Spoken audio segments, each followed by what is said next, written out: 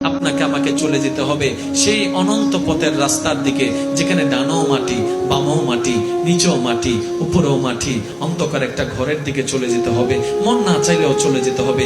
দুনিয়ার মায়াকে আমাদেরকে মন না চাইলেও ত্যাগ করতে হবে। পরিবারের মায়াকে ছেড়ে চলে যেতে হবে। স্বামী স্ত্রী, স্ত্রী স্বামীকে, সন্তান মা বাবা সবাইকে ছেড়ে চলে। যখন সাদা কাফন পরে অন্ধকার নিকশকাল অন্ধকার কবরে মানুষ যাবে না, ওই মোমেন্ট যখন মুনকার এবং নেকিরের সাথে দেখা হবে, নাকিরের সাথে মালাকুল মউতের সাথে সাক্ষাৎ হবে, তার আগে লাশ নিয়ে যাবে আর সে বলবে, কোথায় নিয়ে যাচ্ছ আমাকে, কোথায় নিয়ে যাচ্ছ? ভয়ে আটকে উঠবে। মালাকুল মউতের চেহারা দেখেই ভয়ে আটকে উঠবে।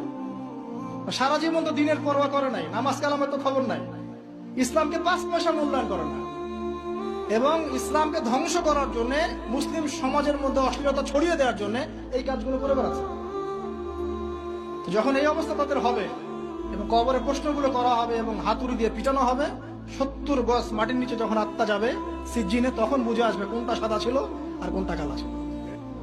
60 বছরের জীবনকে প্রাধান্য দিয়ে নষ্ট করছে অনন্ত জীবন।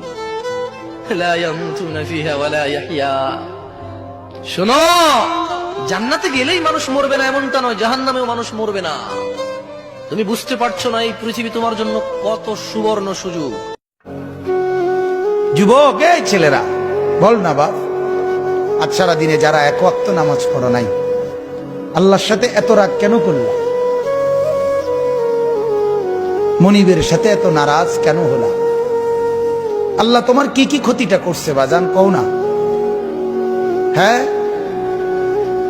মা তোমার যত উপকার করছে মালিক অতটুকু করে নাই? হ্যাঁ, বাবা যে উপকারটুকু করছে আল্লাহ এটুকু করে নাই? বন্ধু তোমারে 1 কাপ চা খাওয়াইছে, মালিক তার চাইতে বেশি কোনো উপকার করে নাই? আহা, হায় হায়।